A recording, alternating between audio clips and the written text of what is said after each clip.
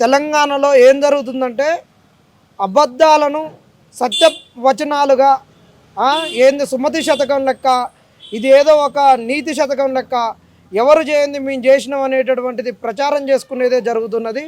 ఆ ప్రచారంలో ఆ అంగు ఆర్బాట్లో భాగంగానే నిరుద్యోగులకు వాళ్ళు ఖర్చు పెట్టినటువంటి పైసలు ఒక్క 10% ఖర్చు పెట్టినా ఇట్లా ఛాయ్ తాగి బతికే బతుకులు, 5 రూపాయల భోజనం తినే బతుకులు మారుతాయి.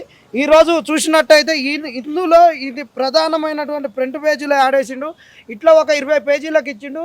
20 × 20 లక్షలు అంటే ఎన్ని లక్షలు చూడండి, ఒక 80 లక్షల అంటే దాదాపుగా ఈ కాకుండా ఇంకా వారం రోజులు సందేస్తున్నాయి. ఒక 5 కోట్ల ధనాన్ని వృధా చేసిండు. ఈ 5 కోట్లతోటి నీకు అశోక్ నగర్లో రూములలో ఉండేటోళ్ళకు ఒక బ్రహ్మాండమైన లగ్జరీ హాస్టల్ని కట్టియచ్చు.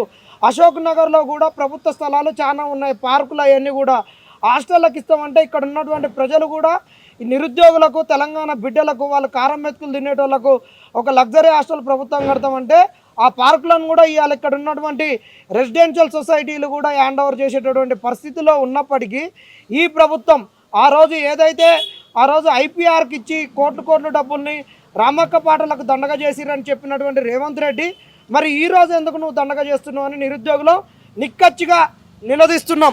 ఇక చూడండి, ఇవాళ నిరుద్యోగుల్ని మోసం చేసినటువంటిది ఈరోజు ఈ అన్ని ప్లకార్డులు చెప్తున్నాయి. ప్రియాంక గాంధీ గారు వచ్చి చెప్పారు 2 లక్షల ఉద్యోగాలని.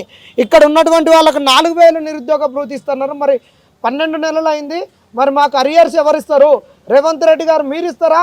మరి ఏ పదవి లేకుండా నీ అన్నదమ్ముళ్ళు వచ్చి ఉంటున్నారు కదా, మరి వాళ్ళు ఇస్తారా? 48,000. దాని తర్వాత రాహుల్ గాంధీ గారు వచ్చి ఇక్కడ అశోక్ నగర్లో ఛాయ్ తాగిండు, వారిని చూసి ఓటేసినాం, ఈ 2 లక్షల ఉద్యోగాలు ఇస్తామని చెప్తే ఇక్కడ చూడండి వాళ్ళ కాడ డేటా ఉందో లేదో. జడ్సన్ అన్న, కాంగ్రెస్లో పనిచేసినటువంటి జడ్సన్ అన్నను పక్కన పడేసిన ఆయనని నిరుద్యోగుల పక్షాన ఉంటాని ఒక ఆమరణ నిరాహార దీక్ష చేసి తాను అన్ని ఆఫీసుల మెట్లెక్కి డేటా తీసుకుంటే 2,67,316 పోస్టులు ఉన్నాయని జడ్సన్ అన్న దగ్గర ఉన్నాయి. ఆయన దగ్గరికి రావడానికి మీకు ముఖమాటం అనిపించినా, ఆయన సలహా తీసుకోవాలన్నా, ఆయన డేటా తీసుకోవడానికి మీకు సిగ్గు అనిపించినా మా నిరుద్యోగులను అడగండి. మేము జడ్సన్ అన్న కాళ్ళు పట్టుకొని తీసుకొచ్చి ఈ డేటాని ఇస్తాం, మీరు ఇప్పటికన్నా నింపండి పోస్టులు. ఇగో సామాజిక రిజర్వేషన్లు తీసేసిర్రు వీళ్ళు వచ్చి ఇట్లా బస్సు యాత్రలు తీసుకొని అధికారంలోకి వచ్చినటువంటి వీళ్ళు చూడండి ఈరోజు అసత్య ప్రచారాలు చేస్తుంటే దీనికి కౌంటర్ కాపీలు తయారు చేసినాం. ఈరోజు టీజీపీఎస్సీ ద్వారా 3,399 ఉద్యోగాలు నింపినామంటే నువ్వు కాదు నింపింది, ఇక్కడ ఉన్నటువంటి అన్నీ కూడా ఆ ప్రభుత్వం ఇచ్చింది, ఆ ప్రభుత్వం ఎగ్జామ్ పెట్టింది. అసలు ఈ ఉద్యోగాలు ఎందుకు ఆగినటువంటి కారణాలు కూడా చెప్పినాం. ఆ రోజు ఈ కారణాలతోటే మీరు ఉద్యోగాలు తీసుకోకరి, కాంగ్రెస్ వస్తే ఇలాంటి లిటిగేషన్లు లేకుండా మీకు అందరికీ ఉద్యోగాలు ఇస్తుంది, భవిష్యత్తులో వచ్చే నోటిఫికేషన్లలో కూడా లిటిగేషన్లు ఉండవని చెప్పారు. ఆ లిటిగేషన్లు ఏంటంటే టీజీపీఎస్సీలో ఉన్న లిటిగేషన్లు, ఆ రోజున్న లిటిగేషన్లు, జేఎల్లో తప్పుడు క్వశ్చన్లు లేకుండా ఆన్సర్లు రావడం, అసిస్టెంట్ మోటార్ వెహికల్ ఇన్స్పెక్టర్లో అవుట్ ఆఫ్ ది సిలబస్ రావడం, ఏడబ్ల్యూఈలో కూడా తప్పుడు క్వశ్చన్లు రావడం, వీటిని అన్నింటిని పరిష్కరించి ఇస్తామని చెప్పారు. అయ్యట్టనే ఉంచారు. ఇక్కడ మెడికల్ బోర్డులో 1 సంవత్సరానికి 4 మార్కులు వెయిటేజ్ ఇస్తామన్నారు. ఆ ప్రభుత్వం ఇస్తుంటే మీరు వద్దు, అట్లా వద్దు, 1 సంవత్సరానికి 1 మార్క్ ఇద్దాము, 5 సంవత్సరాలకు 5 మార్కులే, 95 మార్కులకు ఎగ్జామ్ పెడదామని చెప్పిన వీళ్ళు ఈరోజు 80 మార్కులకు పరీక్ష పెట్టి 20 మార్కులను వాళ్ళకి ఇస్తున్నారు. వాళ్ళ లెక్కనే గొడ్డు షాకిర్ ప్రైవేట్ రంగంలో కూడా ఎక్స్పీరియన్స్గా చేస్తున్నారు. మరి వాళ్ళకి ఎందుకు ఇవ్వలేదు? దాన్ని అట్టనే ఉంచారు. ఇక్కడ పోలీస్ రిక్రూట్మెంట్ బోర్డులో 46 జీవోని అట్టనే ఉంచి నిలువున ఉంచారు. దాని తర్వాత ఇక్కడ గురుకుల బోర్డులో ఇక్కడ ఉన్నటువంటి రిలింక్విష్మెంట్ని తీసేస్తున్నారు, అది అట్టనే రిలింక్విష్మెంట్ ఉంచారు. దాని తర్వాత ఇక్కడ ఉన్నటువంటి స్కూల్ ఎడ్యుకేషన్లో మెగా డిఎస్ ఇస్తామని రేవంత్ రెడ్డి చెప్పిండు. సాక్షాత్తు 23,000 పోస్టులు ఇస్తాం, ఊరికొక స్కూల్ ఉంది, స్కూల్కి ఒక పోస్టులు ఇచ్చిన 23,000 అని చెప్పేసి వీళ్ళు 5,973 పోస్టులు ఇచ్చారు. ఇక్కడ గ్రూప్ 4లో కూడా గ్రూప్ 1లో లెక్క ఓఎంఆర్లు ఎక్కువ వచ్చినాయి. ఆ ఎక్కువ రావడం వల్ల ఇంపర్సనేషన్ జరుగుద్ది. ఈ గ్రూప్ 4ను కూడా రద్దు చేయాలని ఇక్కడ ఉన్నటువంటి బల్మూరు వెంకట కేసు వేయించి ఈరోజు వెనక్కి తీసుకున్నటువంటి పరిస్థితి. మరి ఈ తప్పప్పులతోటి మేము ఉద్యోగాలు తీసుకోవాలంటే ఈ పాటికి సంవత్సరం అవుతుండే మేము ఉద్యోగాలు తీసుకొని, కానీ మరి వీటితోటి అట్టనే ఉన్న సమస్యలను పరిష్కరించలేదు. వాళ్ళు ఇచ్చిన నోటిఫికేషన్లే, వాళ్ళు పెట్టిన పరీక్షలకే ఇవాళ ఉద్యోగాలు ఇచ్చి ఎవరికో పుట్టిన బిడ్డను మాకు పుట్టిండని కుల్లాయిలు తొలగించి బారసాలాలు చేసి ఇవాళ మొదటి బర్త్డే చేస్తున్నామని ఇవాళ చేసుకుంటున్నటువంటి కాంగ్రెస్ వాళ్ళకు మేము నిరుద్యోగులము. అశోక్ నగర్లో వేదికగానే మేము ప్రెస్ మీట్ పెట్టి మాట్లాడుతున్నాం.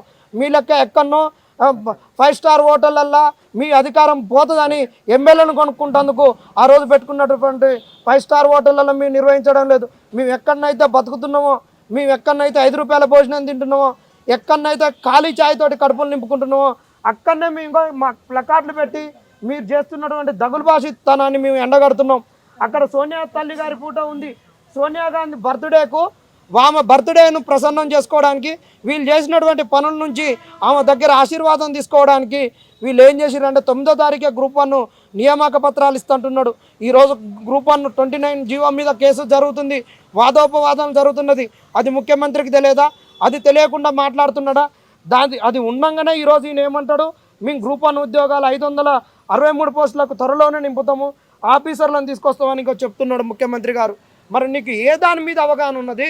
కోర్టులో కేసు ఉన్నది, కేసు తెగలేదు, ప్రిజుడిస్లో ఉన్నప్పుడు మాట్లాడొద్దని తెలియదా? మరి ఎందుకు మాట్లాడుతున్నారు? మరి ఇట్ట మీరు మాట్లాడుతున్నారంటే మరి తెలంగాణ సమాజం ఏం అర్థం చేసుకోవాలి? కోర్టులను మీరు ఏ విధంగా మేనేజ్ చేస్తారు అనుకోవాలి? ఈ విధంగా కోట్ల రూపాయలు ఇచ్చి అడ్వర్టైజ్మెంట్ చేసుకునేటటువంటి వాళ్ళు, అసత్య ప్రచారాలు చేసుకునేటటువంటి వాళ్ళు కోర్టులలో మీరు డబ్బు పోసి మీరు ఏ విధంగా చేస్తారని మేము ఎట్లా అనుకోవాలి చెప్పండి? కోర్టులో కేసు ఉండగానే, కేసు గెలవకముందే మీరు ఈ విధంగా అంటున్నారంటే, పెళ్లి కాకముందే మీరు పిల్ల పుట్టింది, మీరు రాండి నా కొడుకుకు పిల్ల పుట్టింది పారశాల చేస్తున్నా అని తల్లిదండ్రులు ఇన్విటేషన్ కార్డు ఇచ్చినట్టుంది. కోర్టులో కేసు తగ్గకముందే నీ నియామక పత్రాలు ఇస్తుంటున్నావు. పక్క రాష్ట్రంలో ఏం జరిగింది? 2018 నోటిఫికేషన్కి ఏం జరిగింది? వాళ్ళను రీఎగ్జామ్ పెట్టమని చెప్పింది. ఇలాంటి అన్నిటి లిటిగేషన్లతో ఇచ్చేసి నువ్వు ఏది సాల్వ్ చేయకుండా మళ్ళీ ఎవడన్నా మాట్లాడితే వాళ్ళకి ఏ పని లేదు, వాళ్ళకి లేస్తే ఇదే పని, ప్రెస్ మీట్లు పెడతారు, ఈ ప్రభుత్వం ఈ చక్కగా నడిచే ప్రభుత్వం కాళ్ళల్లో కర్రలు పెడుతురని మాట్లాడేటటువంటి మాటలు మీరు చేసే చక్కగా చేస్తే మాకేం పని? మీకు కోట్లు దండుకునేటటువంటి వాళ్ళు మీరు, మా కడుపులో మెతుకులు లేకుండా కాలి కడుపులతో ఉన్న వాళ్ళం వచ్చి రోడ్ల మీద పడకడం మాకెందుకు? మీతో కొట్టించుకోవడం మాకెందుకు? మీతో కేసులు పెట్టించుకోవడం మాకెందుకు? ఇప్పటికైనా రేవంత్ రెడ్డి గారు మీరు చేసినటువంటి తప్పులను గ్రహించండి. ఈ తప్పుల నుండి ఇకనైనా ఈ సంవత్సరం తర్వాత మేము బుద్ధి తెచ్చుకుంటున్నామని బుద్ధి తెచ్చుకోండి. మీరు ఇక్కడ ఉన్నటువంటి నిరుద్యోగుల దగ్గరకు వచ్చి నిరుద్యోగ ప్రభుత్వం అన్నారు కాబట్టి వాళ్ళని కలిసి వాళ్ళ సాధక బాధకాలు ఏందో తెలుసుకోవాలి. ఏది తెలియకుండా ఒక దద్దమ్మలు నీకు ఏదైతే సమాచారం ఇస్తున్నారో ఆ దద్దమ్మలు ఇచ్చే సమాచారంతో కనుక నీ ప్రభుత్వాన్ని ఇట్టనే నడిపితే ఈ నిరుద్యోగులు మళ్ళీ వచ్చే సంవత్సరం లోపల ఈ కాంగ్రెస్ వాళ్లకు గద్దెం దింపడానికే కంకణం కట్టుకుంటారు నిరుద్యోగులని కూడా చెప్తున్నాం. ఎందుకంటే మేము బస్సు యాత్ర చేసినాం, మేము కష్టపడ్డాం, మాకు మేలు జరుగుద్ది అనుకున్నాం. కానీ మాకు మేలు జరగకపోక మమ్మల్ని తిప్పలు పెడుతున్నటువంటి వాళ్ళు మీరు కాబట్టి మేము ఇబ్బందులు పడుకుంటా మిమ్మల్ని భోగసాగాలు మీరు పరమన్నాలు తింటుంటే మేము ఊకోలేము, ఇంకా మేము సహించము. ఆ రోజు తెలంగాణ ఉద్యమంలో కష్టపడ్డాం, ఈరోజు కాంగ్రెస్ రావడానికి కష్టపడ్డాం, ఇంకా ఎన్నాళ్ళు నిరుద్యోగులం కష్టపడం. ఖచ్చితంగా ఇక నుంచి ఎవడు మోసం చేసినా కాలోజీ అన్నట్టు వాడిని తెలంగాణ గడ్డలోనే బొంద పెడతాం. ఖచ్చితంగా మీరు కనుక ఇదే మోస ధోరణితో కనుకపోతే మీ కాంగ్రెస్కు తెలంగాణలో పుట్టగతులు లేకుండా చేయడానికి నిరుద్యోగులను కంకణం కట్టుకుంటామని కూడా చెప్తున్నాం. ఇది నిరుద్యోగులకు నుంచి అశోక్ నగర్ వేదికగా కాంగ్రెస్ వాళ్ళకి ఇన్ని రోజులు కూడా మేము సలహా సూచనలు చేసినాం. ఇక సలహా సూచనలు చేయం. ఎందుకంటే సంవత్సరంలో మీరు చేసినటువంటి తప్పులు సరిదిద్దుకుంటారు అనుకుంటే ఈ వార్షిక వారోత్సవాలలో కూడా తప్పుడు ప్రచారాలు చేస్తున్నారు కాబట్టి మేము ముక్త కంఠంతో ఇక మీకు అల్టిమేటమే ఇస్తున్నాం.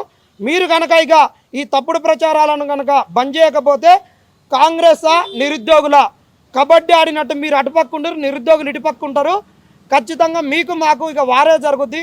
ఈ వారిలో ఖచ్చితంగా నిరుద్యోగులు గెలుస్తారని కూడా కాంగ్రెస్ వాళ్లకు అశోక్ నగర్ వేదికగా హెచ్చరిక జారీ చేస్తున్నాం.